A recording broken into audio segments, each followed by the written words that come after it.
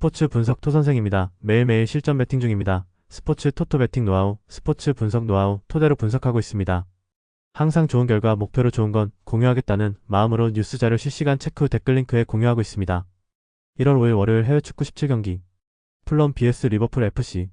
이번 경기는 높은 라인을 전제로 한 풀럼의 전방 압박과 탈압박과 뒷공간 침투에 능한 리버풀의 공격이 정면으로 충돌하는 매치업이다. 풀럼은 홈에서도 압박 강도를 쉽게 낮추지 않는 팀이라 전반 초반부터 라인을 과감하게 끌어올리며 리버풀의 빌드업을 위에서부터 틀어막으려 할 것이다. 라울 히메네스를 향한 전진 패스와 스미스 로우의 이선 침투, 케빈의 측면 움직임을 통해 빠르게 하프라인 위에서 경기를 풀어가려는 의도가 분명하게 드러날 가능성이 크다. 하지만 전체 수비 라인이 높은 위치까지 올라온 상태에서 전방 압박을 시도하다 보니 압박 한 번이 빗나가는 순간 라인 뒤 넓은 공간이 그대로 노출되는 구조적 약점이 있다. 이러한 조건은 발 빠르고 방향 전환이 좋은 피르츠에게 최적의 환경이다. 피르츠는 풀럼의 1차 압박이 무너지는 타이밍에 맞춰 하프 스페이스로 파고들며 직접 마무리나 에키티케를 향한 라스트 패스를 선택할 수 있다. 맥 앨리스터는 후방 빌드업 단계에서 상대 압박을 한번 흡수한 뒤 전진 패스를 통해 풀럼 미드필더 라인을 뛰어넘는 역할을 맡게 되고 이 패스가 통과되는 순간 풀럼의 높은 라인은 그대로 위협에 노출된다. 리버풀은 굳이 점유율을 과도하게 가져가지 않더라도 풀럼의 전방 압박이 실패한 지점에서부터 바로 전환 속도를 끌어올리며 적은 터치로 박스 근처까지 침투하는 직선적인 전개를 선택할 수 있다. 풀럼 입장에서는 라인을 낮추면 자신의 색깔을 잃고 라인을 올리면 리버풀의 뒷공간 공략을 허용하는 딜레마에 빠질 수밖에 없는 구조다. 전반에는 풀럼의 강한 압박과 홈 분위기 덕분에 몇 차례 위협적인 장면을 만들 수 있겠지만 한두 번만 라인이 어긋나도 리버풀의 역습 한 방의 경기 분위기가 급격히 바뀔 여지가 크다. 리버풀의 입장에서는 비르츠가 풀럼 수비 뒷공간을 효과적으로 파고들기 좋은 매치업이고 에키티케의 침투와의 조합을 통해 다양한 득점 찬스를 설계할 수 있는 상황이다. 풀럼이 계속해서 높은 라인을 유지하며 전방 압박을 고수한다면 후반으로 갈수록 체력 저하와 함께 압박 간격이 벌어지고 그 틈을 리버풀의 이선 자원들이 더욱 거칠게 파고들 가능성이 있다. 반대로 풀럼이 중간에 라인을 내리며 블록을 낮추면 그 순간부터는 리버풀이 점유와 전개 속도를 조절하면서 경기 전체의 주도권을 가져오는 흐름으로 옮겨갈 수 있다. 결국 이 경기는 풀럼의 시그니처 전략이 그대로 유지되는 한 리버풀이 뒷공간을 여러 차례 활용하며 골 기대값을 쌓아가는 방향으로 진행될 가능성이 높다고 볼 수 있다. 1풀럼은 홈에서조차 전방 압박과 높은 라인을 고집하는 팀이라 오늘 경기에서도 스타일을 크게 바꾸기는 쉽지 않아 보인다. 하지만 이러한 구조적 특성은 리버풀처럼 탈압박과 뒷공간 침투에 능한 팀을 만나면 강점보다 약점이 먼저 드러나는 방향으로 작용할 가능성이 크다. 승부 예측 배팅 강도, 승무패 풀럼패 주력, 핸디패 강축, 언더보브 추천. 뉴캐슬 유나이티드 vs 크리스탈 팰리스. 이번 매치는 처음부터 끝까지 측면 숫자 싸움이 승부의 핵심이 될 가능성이 크다. 뉴캐슬은 양쪽 측면에 윙포워드와 풀백을 동시에 세우는 구조라 기본 설계만 놓고 보면 이미 사이드에서 2대1 구도를 만들 준비가 돼 있는 팀이다. 반면 크리스탈 팰리스는 윙백 한 명이 폭을 전담하는 3-4-3이라 라인 간 간격이 조금만 벌어져도 윙백이 1대2 상황에 놓이는 장면이 자주 발생할 수 있다. 뉴캐슬 입장에서는 굳이 복잡한 플레이를 할 필요 없이 토날리가 중원에서 방향 전환을 막고 고든과 풀백 쪽으로 계속 볼을 몰아주기만 해도 측면에서 우위를 확보할 수 있는 구도다. 고든이 측면에서 상대 윙백을 계속 뒤로 물러나게 만들고 볼테마드가 중앙에서 두 센터백 사이를 벌려놓는 순간 크로스와 컷백 루트는 자연스럽게 열린다. 이때 토날리가 세컨볼 떨어지는 지점을 미리 읽고 들어가면 한번 끊긴 공격이 곧바로 두 번째, 세 번째 파도로 이어지면서 슈팅 볼륨이 꾸준히 쌓일 가능성이 높다. 팰리스는 워튼의 전진 패스, 예레미 피노의 좁게 들어오는 드리블, 마테타의 제공권을 활용해 역습 한 방을 노리겠지만 사이드와 하프 스페이스에서 동시에 압박을 받는 시간이 길어지면 딜라인이 정비되기 전에 다시 공을 빼앗길 위험이 크다. 특히 윙백이 전진해 있는 타이밍에 공을 잃는 순간 뉴캐슬은 토날리의 첫 패스와 고든의 직선적인 질주로 바로 그 뒷공간을 찌를 수 있어 팰리스 입장에서는 수비 라인을 내릴 수도 없고 과감하게 올리기도 어려운 딜레마에 빠질 수 있다. 교체 카드 싸움에서도 뉴캐슬이 더 다양한 옵션을 가지고 있어 후반 60분 이후에는 상프레시한 측면 자원을 투입해 압박과 침투 속도를 다시 끌어올리는 운영이 가능하다. 반대로 팰리스는 스쿼드 구성상 뒤지고 있는 상황에서 라인을 더 올리면 뒷공간이 벌어지고 내리면 워튼과 이선의 전진 루트가 막히는 애매한 선택을 강요받을 수 있다. 결국 시간이 흐를수록 뉴캐슬의 측면 공세와 세컨볼 압박이 계속 누적되면서 슈팅 수요 슈팅 위협적인 장면에서 점점 격차가 벌어질 가능성이 큰 매치업이다. 1위 경기는 정말로 측면 숫자 싸움만 정확히 보면 답이 보이는 타입의 매치업이다. 뉴캐슬은 홈에서 에너지 넘치는 압박과 폭 넓은 전개를 통해 사이드를 완전히 틀어줄 수 있는 팀이고 팰리스는 구조적으로 그 압박을 90분 내내 버티기엔 부담이 큰 전술을 쓰고 있다. 후반으로 갈수록 뉴캐슬의 측면 공세와 세컨볼 압박이 더 거세질 흐름을 감안하면 최종 결과를 뉴캐슬 승리 쪽에 두고 해석하는 편이 현실적인 선택이라고 판단된다. 승부 예측 배팅 강도, 승무패 뉴캐슬 승주력, 핸디승 강축, 언더보브 추천. 토트넘 호스퍼 vs 선덜랜드 AFC. 이번 경기는 발이 빠른 공격진을 가진 토트넘과 순간 스피드가 상대적으로 떨어지는 선더랜드 센터백 라인의 정면 충돌이라는 점에서 상성부터 분명하게 드러나는 매치업이다. 토트넘은 벤탄쿠르가 더블 볼란치 위치에서 압박을 피한 뒤 히샬리송 혹은 콜로 무아니를 향해 전진 패스를 연결하는 순간을 집중적으로 노릴 것이다. 히샬리송은 이 패스를 등에 치고 받았다가도 바로 턴 동작으로 센터백을 따돌릴 수 있고 아예 뒷공간으로 먼저 파고들어 수비 라인을 깨는 침투를 선호하기 때문에 무키엘레와 알데르테에게는 90분 내내 스프린트 강도가 요구된다. 하지만 무키엘레와 알데르테는 기본적인 피지컬과 제공권에서는 강점이 있지만 상대의 발빠른 공격수에게 순간적으로 방향 전환과 가속도에서 밀리는 장면을 노출해왔다는 점에서 오늘 매치업에서는 뒷공간 리스크를 안고 뛸 수밖에 없다. 이 포인트 때문에 토트넘은 단순히 박스 앞에서 볼을 돌리기보다는 중원에서 두세 번의 짧은 패스를 통해 선더랜드 미드필더 라인을 끌어내고 그 순간 히샬리송과 콜로 무아니가 라인을 깨는 움직임을 반복할 가능성이 크다. 홈 경기장의 열광적인 응원 속에서 토트넘 선수들은 자연스럽게 전방 압박 강도를 끌어올릴 것이고 선더랜드 빌드업에 조금이라도 흔들림이 보이면 곧바로 압박을 붙여 높은 위치에서 볼을 탈취하려 할 것이다. 선더랜드는 브로베이의 피지컬을 활용한 롱볼 패턴과 아딩라의 측면 돌파로 역습을 노리겠지만 토트넘이 라인을 너무 과감하게 올리지 않는 이상 연속적인 찬스로 이어지기는 쉽지 않은 구도가 될 수 있다. 특히 토트넘이 선제골을 넣는 순간 선더랜드는 강등권 싸움에서 벗어나야 하는 부담감 때문에 라인을 조금씩 올릴 수밖에 없고 그때부터는 무키엘레와 알데르테의 스피드가 더 크게 노출될 공산이 크다. 그래서 이 경기는 초반 15분 정도 셔터를 내리고 경기를 보려는 선더랜드와 압박 강도를 조절하며 틈이 보이는 순간부터 속도를 올리려는 토트넘의 신경전 구간이 먼저 펼쳐질 가능성이 높다. 하지만 시간이 지날수록 체력과 정신력이 동시에 요구되는 뒷공간 커버 싸움에서 스피드가 빠른 토트넘 공격진 쪽이 조금씩 더 많은 찬스를 만들면서 경기의 흐름을 가져갈 확률이 높다. 히샬리송의 침투를 막기 위해 수비 라인이 뒤로 물러서면 콜로 무아니가 하프 스페이스로 내려와 볼을 받는 장면이 드러나고 벤탄쿠르는 이런 움직임을 활용해 다시 전개축을 바꾸며 선더랜드의 수비 블록을 흔들 것이다. 선더랜드 입장에서는 브로베이를 활용한 세트피스와 한두 번의 역습으로 분위기를 바꾸려 하겠지만 토트넘이 홈에서 경기 템포를 주도하는 구도가 만들어지는 순간 실점 리스크는 선더랜드 쪽에 계속 누적될 수밖에 없다. 그래서 이 매치는 단순히 한 골 싸움에 그치는 것이 아니라 선제골 이후 추가 득점 가능성까지 열려있는 토트넘 공격진에게 상당히 매력적인 매치업으로 해석할 수 있다. 1토트넘은 히샬리송과 콜로 무아니의 스피드를 축으로 벤탄쿠르가 연결해주는 전진 패스를 통해 선더랜드 수비 라인의 약점을 직접적으로 찌를 수 있는 구조를 갖추고 있다. 반면 선더랜드는 중앙 수비 라인의 절대적인 스피드가 빠르지 않은 상황에서 홈에서 몰아칠 토트넘을 상대로 90분 내내 뒷공간을 지켜야 하는 부담을 짊어지고 있다. 이런 상승과 흐름을 모두 고려하면 오늘 경기는 토트넘이 홈의 에너지와 전방 화력을 앞세워 승리를 가져갈 가능성이 더 높게 그려지는 한판이다. 승부 예측 배팅 강도 승무패 토트넘 승 강추 핸디 승 추천 언더보브 추천 에버턴 vs 브렌트퍼드 FC 이 경기는 단순히 홈과 원정 싸움이 아니라 어느 팀이 측면에서의 돌파와 세트피스를 통해 더 많은 박스 침투를 만들어내느냐가 핵심이 되는 매치업이다. 홈팀 에버튼은 배트를 활용한 롱볼 전개와 맥닐의 크로스를 통해 박스 안에서 승부를 보려 하겠지만 전반부터 공을 오래 소유하며 밀어붙이는 그림을 기대하기는 쉽지 않다. 수비 블록을 낮게 형성하는 시간이 길어질수록 알카라스는 수비와 공격 두 구간을 계속 왕복해야 하는 역할을 맡게 되고 중원에서의 압박 밀도는 후반으로 갈수록 떨어질 위험이 커진다. 반대로 브렌트퍼드는 좌측 윙에서부터 터치라인을 따라 올라가는 공격 루트가 살아나는 순간 경기 양상이 확실히 브렌트퍼드 쪽으로 기울 수 있다. 샤데와 루이스 포터가 풀백과 1대1 상황을 자주 만들어낼수록 에버튼 포백은 한쪽으로 쏠리는 커버를 강요받게 되고 그 틈을 타 티아고가 박스 안에서 공간을 찾을 수 있게 된다. 컷백 형태의 낮은 크로스는 수비 입장에서 막기가 가장 까다로운 패턴이라 한 번만 타이밍이 엇나가도 박스 안에서 프리슈팅을 허용하는 장면이 나올 수 있다. 여기에 브렌트퍼드가 보유한 세트피스 경쟁력까지 더해지면 코너킥과 프리킥 한두 번만 연달아 얻어도 에버튼 수비 조직이 크게 흔들릴 여지가 크다. 에버튼은 박스 안에서 숫자를 맞추기 위해 포백을 좁히는 선택을 할 수밖에 없는데 이렇게 되면 반대쪽 하프 스페이스와 박스 바깥 세컨볼 지점이 비는 문제가 동시에 발생한다. 브렌트퍼드는 이 지점에서 담스고르와 이선 자원들이 중거리 슛과 재전개 옵션을 동시에 가져가며 페널티 박스 안팎에서 공격의 두 번째, 세 번째 파동을 만들 수 있다. 시간이 지날수록 에버튼 선수들은 압박과 커버를 반복하며 체력 소모가 커지고 후반에는 크로스 대처와 세컨볼 정리 속도가 눈에 띄게 느려질 가능성이 있다.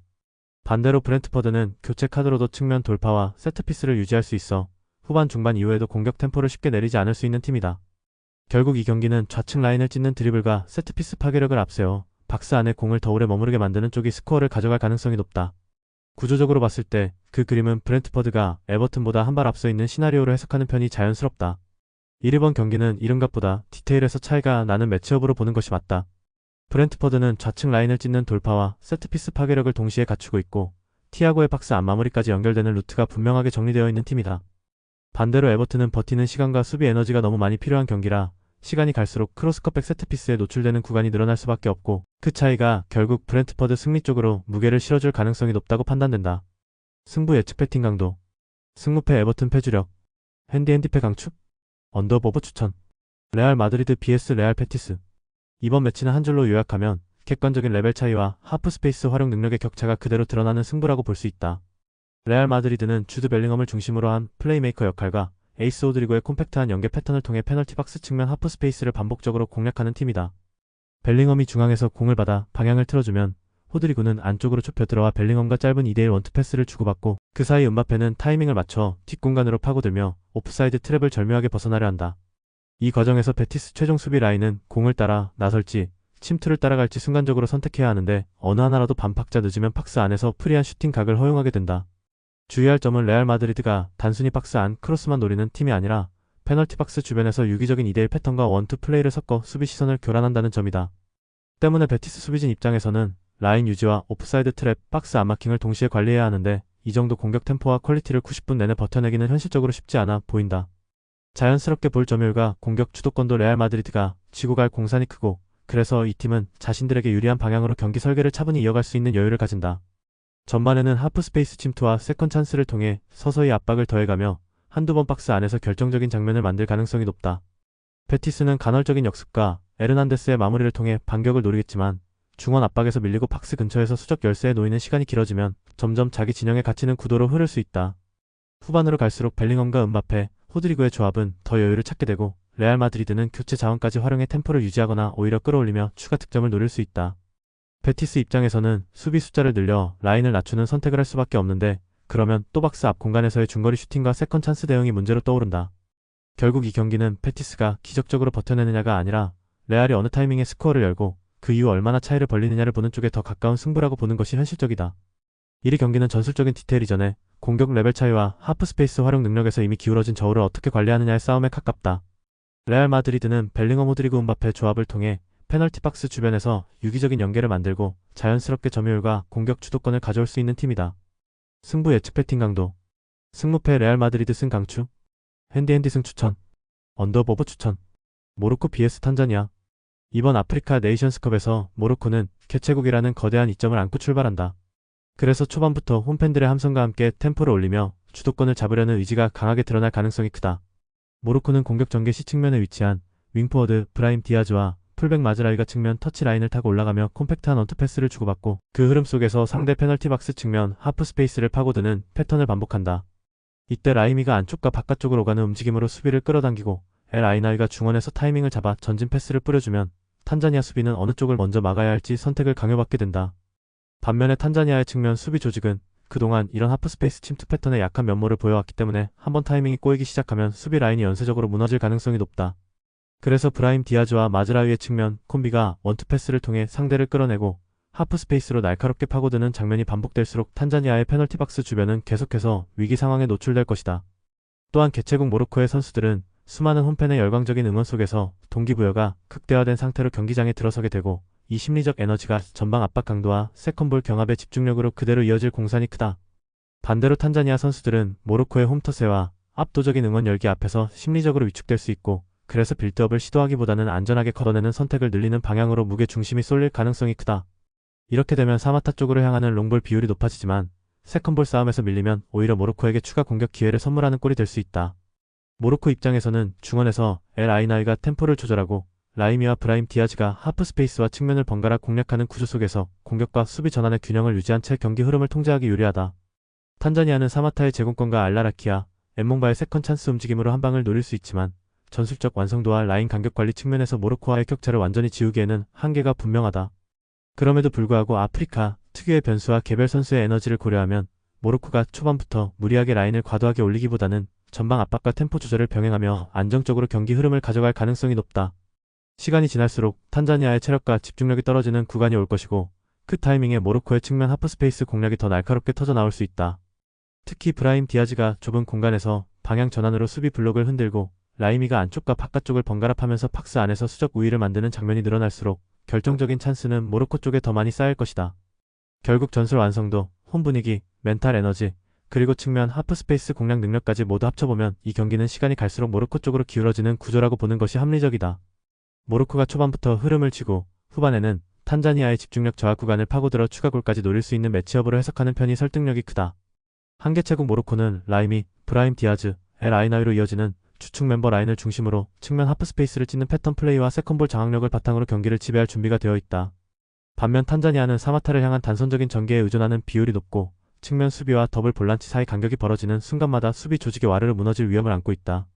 그래서 이번 매치는 전술 완성도와 홈 분위기, 멘탈 에너지까지 모두 한쪽으로 기울어진 흐름이라는 점에서 모로코 승리 시나리오가 더 설득력 있는 선택지로 평가된다. 승부 예측 배팅 강도. 승무패 모로코 승 강추? 핸디핸디 승 추천. 언더보브 추천. 스타드 브레스트 29 vs AJ 오세르. 이번 경기는 완전체에 가까운 브레스트와 핵심 전력 2명이 빠진 오세르의 데뷔가 가장 먼저 눈에 들어오는 매치업이다. 브레스트는 아조르크를 중심으로 한 4-3-3 안에서 델카스티오의 킥과 마그네티의 중원 장악력을 통해 이미 다양한 공격 패턴을 완성해둔 팀이다. 특히 코너킥이 발생할 때마다 파포스트로 침투하는 제공권 좋은 자원들을 활용해 수비 입장에서 가장 신경쓰기 까다로운 위치에서 헤더 찬스를 만드는 장면이 자주 연출된다. 오늘 경기에서도 브레스트가 꾸준히 세트피스를 얻어낸다면 이러한 코너킥 패턴을 통해 자신들에게 유리한 방향으로 경기 양상을 끌고 갈 가능성이 충분히 열려있다. 반대로 오세르는 엘 아조우지와 아카가 동시에 빠지는 바람에 중원 압박 타이밍과 3백의 라인 컨트롤 모드에서 평소보다 조직력이 떨어질 수 있는 불안 요소를 안고 출발한다. 3백 시스템에서 중앙 센터백은 라인 높이와 수비 간격을 조율하는 핵심 역할을 맡는데 아카의 공백은 곧 라인 전체의 리더 부재로 이어질 수 있다. 중원에서 엘 아조우지가 빠진 자리 역시 단순한 인원 교체로 해결될 문제는 아니며 압박 출발 지점과 세컨볼 회수 지점까지 함께 조율해 오던 역할이 사라지면 압박 밀도 자체가 떨어질 여지가 크다. 이런 상황에서 브레스트가 측면과 하프 스페이스를 번갈아 공략하며 코너킥을 꾸준히 만들어낸다면 오세르 수비 라인은 세트피스 상황마다 파포스트 침투를 막기 위해 계속 흔들릴 수밖에 없다. 시나요코를 축으로 한 역습 한두 번으로 오세르가 반격을 노릴 수는 있겠지만 중원과 수비 라인의 조합이 완벽하지 않은 상태에서는 볼을 탈취한 뒤 곧바로 전진으로 이어지는 전환 속도가 예전만큼 날카롭지 않을 수 있다. 브레스트 입장에서는 점유율을 과하게 욕심내기보다는 템포를 조절하며 상대 실수를 기다리다가 한번 세트피스 흐름을 타기 시작하면 공중 싸움에서 확실하게 우위를 가져가는 플랜이 가장 합리적이다. 결국 90분 동안 더 많은 득점 기대 상황을 만들어낼 팀이 누구냐를 냉정하게 따져보면 안정적인 스쿼드와 세트피스 디테일을 갖춘 브레스트 쪽으로 무게가 실리는 흐름이다. 일브레스트는 세트피스를 포함한 공중 싸움에서 뚜렷한 강점을 가지고 있고 주축 멤버 구성이 흔들리지 않은 상태에서 홈경기를 맞이한다는 이점까지 갖추고 있다. 반면 오세르는 중원과 수비 핵심 자원이 동시에 빠진 채 새로운 조합으로 나서야 하는 만큼 90분 내내 라인 간격과 마킹 집중도를 유지하기가 쉽지 않은 스케줄이다. 그래서 오늘 경기는 브레스트가 준비해온 세트피스 패턴과 공중전 우위를 살려 홈에서 승리를 가져갈 가능성에 조금 더 무게를 두는 해석이 합리적이라 볼 수 있다. 승부 예측 배팅 강도. 승무패 브레스트 승 강추. 핸디핸디 승 추천. 언더브 언더 추천. 르하브르 AC vs 앙제 SCO. 이 경기는 포백 기반의 안정감을 추구하는 르하브르와 3-5-2 중원 우위를 앞세워 템포를 조절하는 앙제의 구조적인 맞대결이다. 르하브르는 4-1-4-1에서 투쿠레가 수비형 미드필더로 포백 앞을 보호해주며 케츠타가 그 위에서 전개축을 맡아 사마타 쪽으로 볼을 투입하는 흐름을 만들려 할 것이다. 하지만 르하브르의 블록은 사이드에서 압박이 끊기거나 중원이 공 쪽으로 한 번에 몰리는 순간 포지셔닝이 무너지고 포백과의 간격이 벌어지면서 하프 스페이스가 크게 열리는 약점을 안고 있다.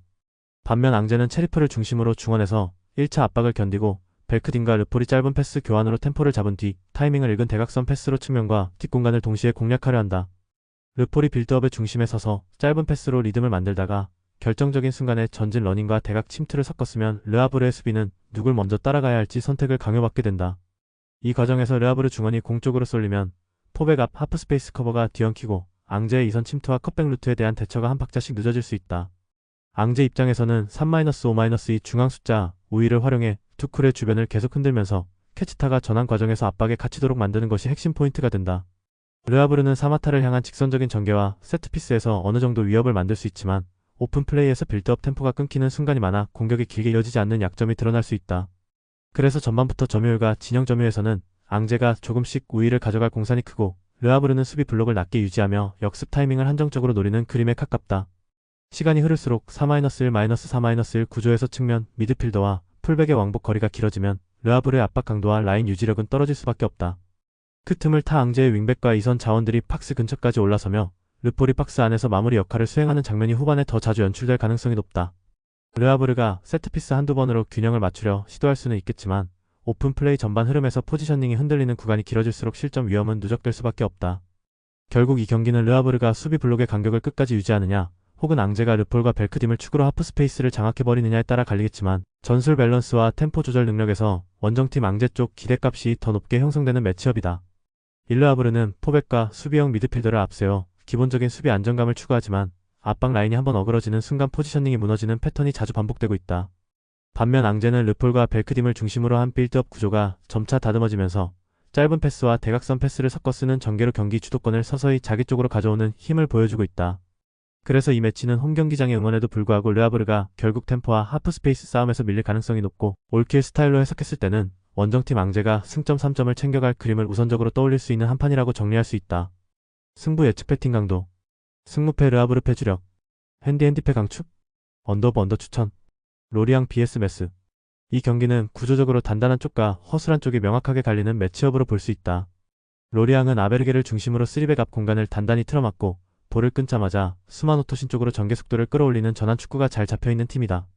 반면 메스는 수비 라인을 올리면서도 세컨 커버가 거의 따라가지 못해 상대가 한 번만 라인 사이 공간을 공략하면 박스 앞까지 손쉽게 진입을 허용하는 구조적 약점을 안고 있다. 로리앙은 굳이 점유율을 무리하게 가져갈 필요 없이 중원에서 전개를 끊어낸 뒤 하프 스페이스를 집중적으로 파고들기만 해도 충분히 찬스 생산이 가능하다. 아베르겔이 상대 패스를 예측해 중원에서 인터셉트를 성공시키는 순간이 나온다면 수마노가 내려와 공을 받아주고 토신이 그 타이밍에 뒷공간으로 파고들면서 메스의 자동문 수비를 정면으로 찌르는 장면이 연출될 수 있다.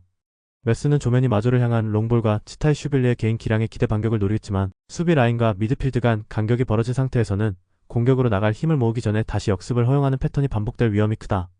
로리앙은 홈이라는 이점을 활용해 초반부터 전방 압박 강도를 높이더라도 3백 구조 덕분에 뒷공간 케어에 어느 정도 여유를 확보할 수 있고 메스의 불안한 빌드업을 상대로 높은 위치에서 턴오버를 여러 차례 유도할 수 있다. 전반에는 메스가 정신력으로 버티더라도 평균 실점 수치가 말해주듯 시간이 지날수록 수비 라인이 무너지는 장면이 잦아지며 하프 스페이스와 측면 뒷공간을 동시에 내줄 가능성이 커진다. 후반 60분 이후 들어가면 교체 카드에서 앞서는 로리앙이 신선한 공격 자원을 투입해 메스의 지친 수비 라인을 상대로 한 번 더 속도를 올리는 구간을 만들 수 있다. 결국 이 경기는 실점이 쌓이는 팀과 그 실점을 끝까지 파고들 팀의 승부이고 구조적으로 봤을 때 홈 로리앙 쪽으로 흐름이 기우는 구도로 판단하는 편이 합리적이다. 1위 경기는 로리앙이 평소 하던 대로만 해도 주도권을 잡을 수 있는 구도다. 메스의 수비 구조는 숫자보다 내용이 훨씬 불안정하고 한번 라인이 흔들리기 시작하면 연속 실점까지 이어질 여지가 크다. 홈팬들의 응원 속에서 로리앙이 전방 압박과 전환 템포만 유지해 준다면 시간 흐름과 함께 골 찬스와 결과 모두 로리앙 쪽으로 조금씩 더 기울어갈 가능성이 높다고 보는 쪽이 타당하다. 승부 예측 배팅 강도 승무패 로리앙 승주력 핸디승 강축 언더보버 추천 엘라스 베로나 FC vs 토리노 FC 이 경기는 단순히 전술적 완성도 싸움이 아니라 강등권 탈출을 향한 베로나의 생존 본능이 얼마나 경기장을 휘어잡느냐가 핵심이다. 베로나는 이미 18위까지 순위가 추락한 상황에서 이번 홈 경기를 통해 강등권을 탈출할 발판을 마련하지 못하면 시즌 전체가 더 어렵게 꼬일 수 있다는 위기감을 안고 들어간다. 그래서 초반부터 3백 라인을 미드존 근처까지 끌어올리고 중원 5명이 동시에 압박과 세컨볼 경합에 들어가는 하이 템포를 선택할 가능성이 높다. 지오반에는 상대 센터백과 풀백 사이의 뒷공간을 계속 찌르며 수비 라인을 뒤로 물리게 만들고 세르다는 그 뒤에서 리바운드 볼과 두 번째 패스를 책임지며 박스 앞 공간을 점령하려 할 것이다. 브라다리치는 좌측에서 꾸준히 오버래핑을 가져가면서 크로스와 컷백으로 박스 안에 최대한 많은 혼전 상황을 만들어 베로나가 세컨볼 싸움에서 이득을 보도록 설계할 것이다. 토리노는 시메오네의 결정력과 블라시치카사데이의 하프스페이스 장악을 앞세워 전술적인 짜임새에서는 앞서 있지만 이 경기 자체가 반드시 이겨야만 하는 결승전이라는 압박은 상대보다 약한 편이다. 그래서 라인을 과도하게 올리지 않고 어느 정도는 경기 흐름을 보며 카운터와 세트피스에 기대는 쪽으로 접근할 가능성이 크다. 이렇게 되면 전체적인 템포와 공수 전환 속도는 베로나가 주도하고 토리노는 그 안에서 역습 타이밍을 재는 그림이 만들어진다. 베로나 입장에서는 세트피스와 롱볼, 세컨볼 경합에서 한 번만 타이밍을 잡아내면 홈 관중의 분위기와 맞물려 경기 흐름을 통째로 자기 쪽으로 끌어당길 수 있다. 반면 토리노는 한 박자 느린 리듬으로 경기를 관리하다 보면 강등권 팀 특유의 거친 압박과 몸싸움에 점점 말려들며 후반으로 갈수록 수비 라인 간격이 벌어지는 위험도 안고 있다. 특히 경기 막판 베로나가 이 경기를 놓치면 더 이상 물러설 곳이 없다는 심리로 세컨볼에 몸을 던지는 구간이 찾아오면 토리노 수비는 작은 실수 하나에도 실점으로 직결될 수 있다. 전술적으로는 토리노가 조금 더 조직적일지 몰라도 경기 양상은 결국 베로나의 간절함과 홈의 기세가 얼마나 세게 폭발하느냐에 따라 완전히 다른 흐름을 만들 수 있는 매치라 볼 수 있다. 1위 경기는 순위표 숫자만 보면 토리노가 더 안정적인 팀처럼 보이지만 실제 그라운드 위에서는 강등권에 몰린 베로나의 간절함이 전술적 상성을 덮어버릴 수 있는 한판이다. 베로나는 지오바네의 뒷공간 침투, 세르다의 박스2박스 움직임, 브라다리치의 오버래핑을 묶어 세컨볼과 세트피스를 끝까지 물고 늘어지며 홈 관중과 함께 생존을 향한 마지막 스퍼트를 준비하고 있다.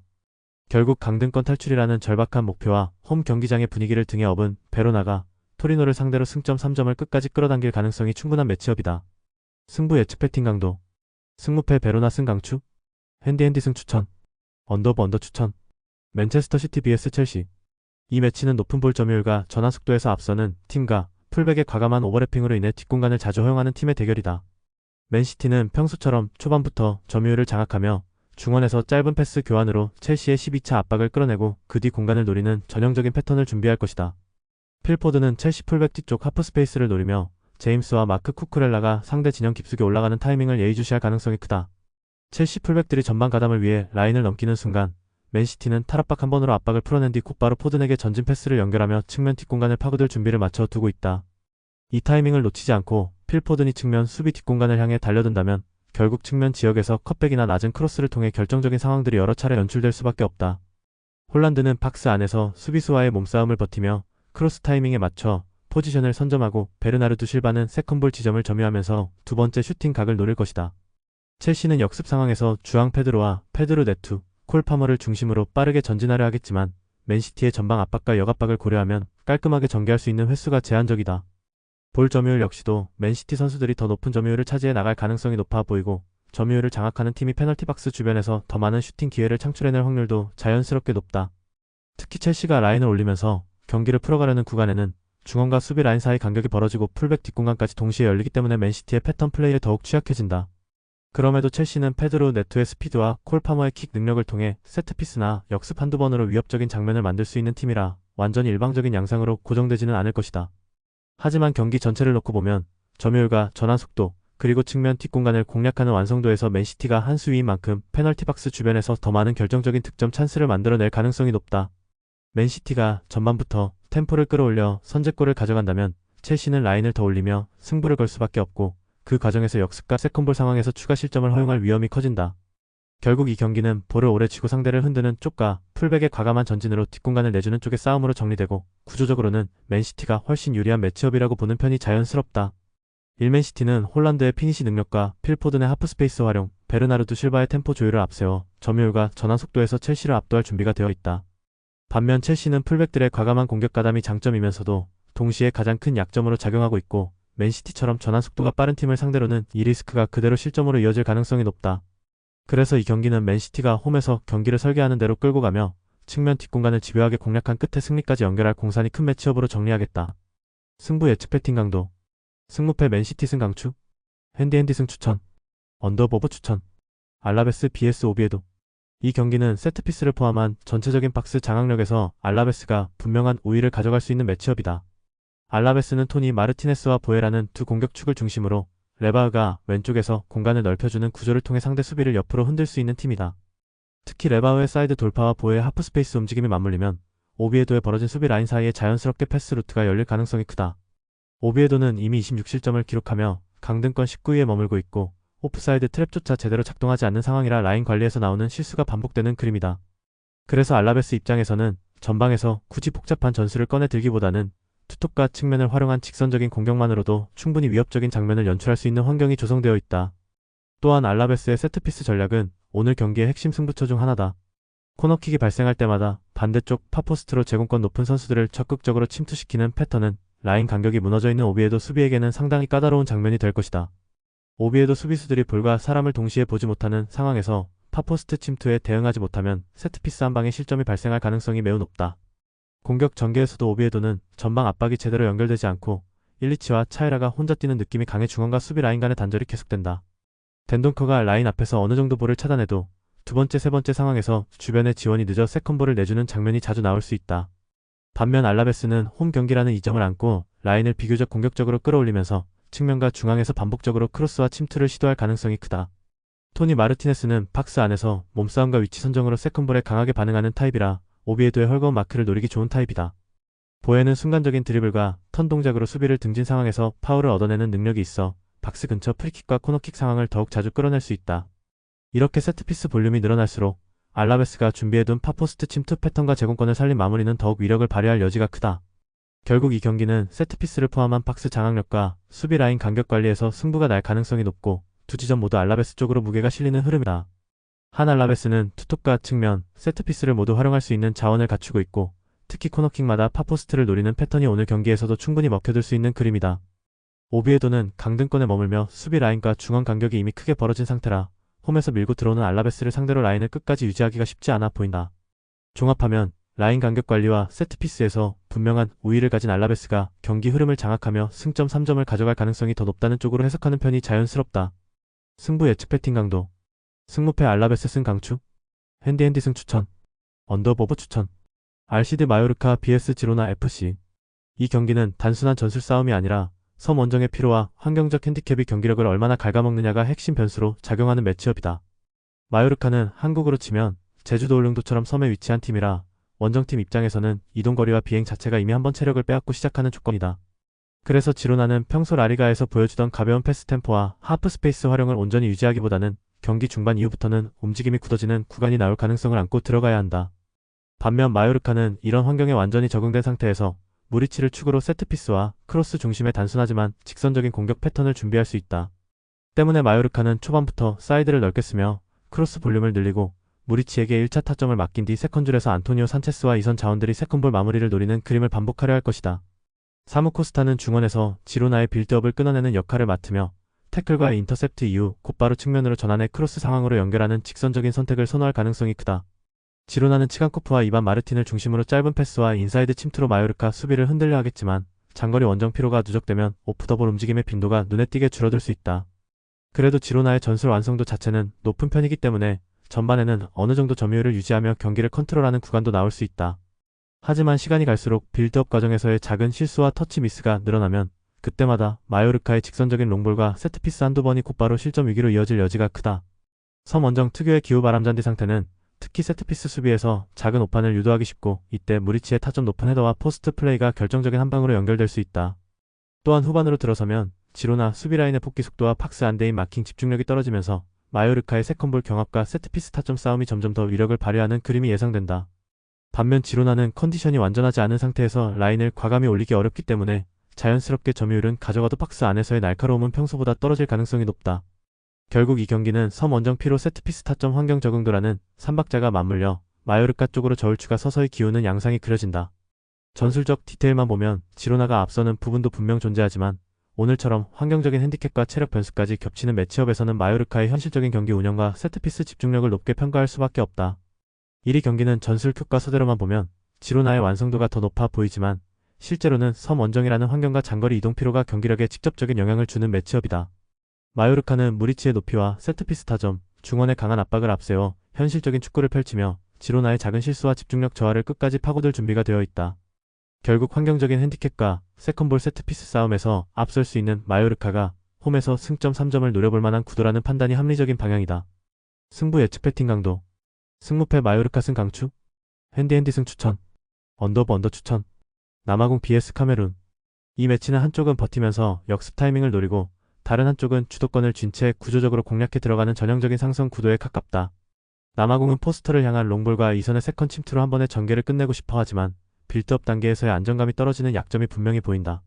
시토리 중원에서 몸으로 부딪히며 템포를 끊어주긴 해도 볼 간수에 실패하는 순간 바로 수비 라인이 노출되는 위험이 따라붙는다. 때문에 남아공은 이번 경기에서도 라인을 한 단계 더 내리고 블록 자체를 두껍게 만드는 선택을 할 가능성이 높고 그만큼 공격 전환 속도는 느려질 수밖에 없다. 반면 카메룬은 남아수가 중원과 최전방을 잇는 연결축 역할을 맡으면서 은베모가 안으로 파고드는 패턴과 마그리의 박스 점유가 동시에 가동된다. 그래서 카메룬은 중앙에서 한 번, 측면에서 한 번, 그리고 박스 안에서 마지막 한 번까지 연쇄적으로 수비를 흔드는 그림을 그릴 수 있다. 특히 은베모가 안으로 들어오며 수비를 끌어낼 때 남아수가 반대 측면 또는 이선 침투를 한 번 더 찍어주는 장면이 반복되면 남아공 수비 라인은 점점 흔들릴 수밖에 없다. 카메룬의 미드필더 라인은 공을 빼앗긴 뒤 제압박 속도가 빠른 편이라 남아공이 전환 상황에서 숨을 고를 틈을 많이 주지 않는 것도 중요한 포인트다. 그럼에도 불구하고 남아공이 세트피스 한두 번으로는 위협적인 장면을 만들 수 있겠지만 전체적인 흐름을 뒤집을 만큼의 전개 다양성을 기대하긴 어렵다. 결국 경기 시간이 길어질수록 남아수의 패스 선택, 은베모의 페네트레이션, 마그리의 마무리가 누적되면서 남아공 수비 블록의 집중력은 떨어질 가능성이 크다. 이 흐름이 유지된다면 남아공 입장에서는 수비만 주구장창하다가 전후반 90분이 모두 흘러가 버리는 그림으로 경기가 끝날 위험도 충분히 존재한다. 심리적으로도 남아공은 승점 1만으로도 어느 정도 만족해야 하는 입장에 가까운 반면 카메룬은 이 매치를 반드시 잡고 올라가야 한다는 동기부여가 뚜렷하다. 그래서 경기 후반부로 갈수록 리스크를 감수하고라도 밀어붙일 팀은 카메룬 쪽이고, 이는 자연스럽게 슈팅 볼륨과 위협 지수의 격차로 연결될 수 있다. 전술 구조, 공격 루트의 다양성, 에이스 한 명이 경기 전체의 그림을 바꿀 수 있는 영향력까지 모두 감안하면 이 매치는 카메룬 쪽으로 기울어진 대진이라고 보는 편이 합리적이다.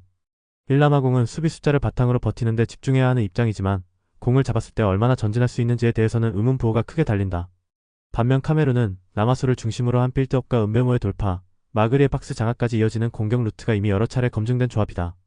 때문에 이 경기는 버티기만 하는 쪽보다 구조적으로 상대를 흔들 수 있는 무기를 갖춘 쪽이 승부를 가져갈 가능성이 높고 그 중심에는 카메룬 승리 시나리오가 자리하고 있다.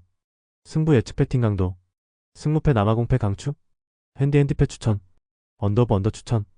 SC 인테르 vs 볼로냐 FC. 이 경기는 전형적인 공격 완성도와 벤치 깊이에서 앞서는 팀이 홈에서 상대 포백을 얼마나 오래 두들길 수 있느냐의 싸움으로 볼 수 있다. 인터밀란은 이미 35득점을 기록할 정도로 공격 루트가 다양하며 라우타로와 티랑의 투톱 조합에 바렐라의 세컨 라인 침투가 더해지면서 상대 박스 주변에서 끊임없이 슈팅 찬스를 생산한다. 볼로냐는 모르를 중심으로 후방 빌드업을 시도하지만 인터밀란의 전방 압박이 강하게 걸릴 경우 달린가까지 볼이 매끄럽게 전달되지 못하는 구간이 길어질 수 있다. 그렇기 때문에 볼로냐가 라인을 올리면 인터밀란의 뒷공간 침투에 노출되고 라인을 내리면 하프 스페이스와 박스 앞 공간을 내주면서 세컨 찬스 슈팅을 허용하는 딜레마에 빠질 가능성이 크다. 게다가 인터밀란은 후반전에 사마르지치 같은 드리블러를 투입해 이미 체력이 떨어진 볼로냐 수비를 상대로 1대1 돌파와 중거리 슈팅으로 마무리 강도를 한 번 더 끌어올릴 수 있다. 반면 볼로냐 입장에서는 오르솔리니의 한 방과 세트피스 상황 정도가 뚜렷한 득점 루트로 남는데 정규 시간 내내 그 변수가 반복적으로 만들어지기는 쉽지 않은 그림이다. 결국 전술 완성도, 화력, 벤치 깊이까지 모두 감안하면 볼로냐의 포백 수비가 인터밀란의 공격 퍼포먼스를 전후반 90분 내내 견뎌내기는 상당히 어려운 매치업이다. 이리 경기는 수비 안정성 싸움이 아니라 얼마나 오래 버틸 수 있느냐를 볼로냐에게 묻는 흐름으로 전개될 가능성이 높다. 인터밀란은 라우타로와 티랑의 움직임, 바렐라의 왕성한 활동량, 사마르지치의 슈퍼서브 카드까지 더해져 90분 내내 공격 압박의 강도를 유지할 수 있는 팀이다. 볼로냐도 오르솔리니를 중심으로 반격을 노리겠지만 포백 수비 라인이 인터밀란의 다양한 공격 패턴을 전후반 내내 버티기에는 부담이 크다. 결국 리그 1위 화력을 앞세운 인터밀란이 홈에서 경기 주도권을 움켜쥐고 득점까지 연결하며 승리를 가져갈 시나리오가 더 설득력 있게 그려진다. 승부 예측 배팅 강도. 승무패 인터밀란 승 강추? 핸디핸디 승 추천.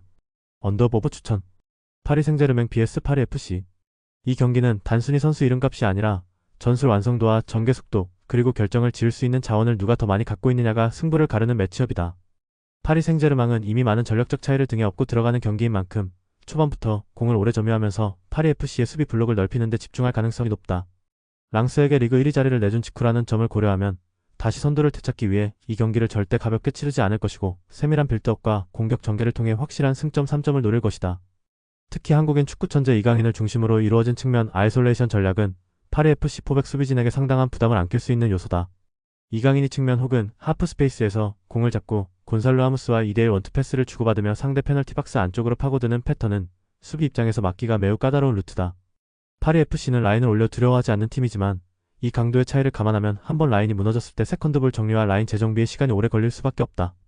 이때 파비안 루이스가 전개축을 좌우로 흔들며 파리 FC의 블록을 넓혀놓고 이강인의 발 아래에서 템포가 한 번 더 가속되면 파리 FC 포백은 컵백과 중앙 침투를 동시에 케어해야 하는 부담에 직면하게 된다. 또한 파리 생제르맹은 박스 근처에서 반칙을 유도하는 능력도 뛰어나 이강인이 직접 프리킥을 책임지는 상황만 여러 번 나오더라도 충분히 득점 기대값이 쌓일 수 있는 구도다. 파리 FC는 제베스와 카마라를 활용한 빠른 역습으로 한두 번 위협적인 장면을 만들 수는 있겠지만 그 과정에서 라인을 올리면 오히려 뒷공간과 하프 스페이스가 동시에 열릴 위험도 감수해야 한다. 반면 파리 생제르맹은 리드를 잡는 순간부터 템포를 조절하고 볼순환 속도를 조정하면서 파리 FC의 압박 강도를 떨어뜨리고 후반에는 교체 자원을 활용해 추가 득점을 노리는 운영으로 전환할 가능성이 크다. 결국 이 경기는 얼마나 많이 공격하느냐보다 얼마나 쉽게 찬스를 만들어내느냐의 싸움이고 그 부분에서 파리 생제르맹 쪽이 여러 단계 위에 있는 것이 현실이다. 전술적 완성도, 개인 기량, 세트피스 위협, 동기부여까지 모든 요소를 합쳐보면 파리 생제르맹이 홈에서 경기 흐름과 스코어를 동시에 가져갈 시나리오가 가장 자연스럽다. 1번 경기는 어디서부터 보더라도 파리 생제르맹 쪽으로 힘이 실리는 구도다. 리그 선두 탈환이라는 분명한 동기부여와 이강인을 중심으로 한 측면 아이솔레이션 세트피스 옵션까지 겹치면서 파리 FC 입장에서는 90분 내내 버텨야 하는 경기 양상이 예상된다. 반면 파리 생제르맹은 초반부터 템포를 가져가며 경기를 틀어지고 한두 번 골만 터져준다면 여유있게 스코어를 관리하면서 승점 3점을 챙길 가능성이 높은 매치라고 판단된다. 승부 예측 배팅 강도. 승무패 파리 생제르맹 승 주력. 핸디핸디 승 강추? 언더보브 추천. 레알 소시에다드 vs AT 마드리드. 이 경기는 단순히 공격력의 문제가 아니라 수비 조직과 위기 관리 능력의 격차가 얼마나 크게 드러나느냐를 확인하는 매치업이다. 소시에다드는 4-1-4-1 구조에서 수비형 미드필더 앞뒤 공간을 정리하지 못할 경우 포백과 미드필더 라인 사이 간격이 벌어지면서 하프 스페이스가 쉽게 노출되는 약점을 반복해왔다. 한번 실점 위기를 맞이하면 라인이 갑자기 뒤로 쭉 처지거나 반대로 무리하게 전진 압박을 시도하다 뒷공간을 내주는 등 극단적인 반응을 보이며 경기의 온도를 스스로 조절하지 못하는 장면이 많았다.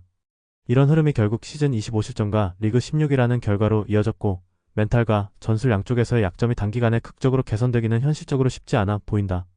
반면에 AT 마드리드는 4-4-2 블록을 단단히 세운 상태에서 알바레즈와 줄리아노 시메오네의 압박과 침투를 활용해 전방에서부터 상대를 흔든다.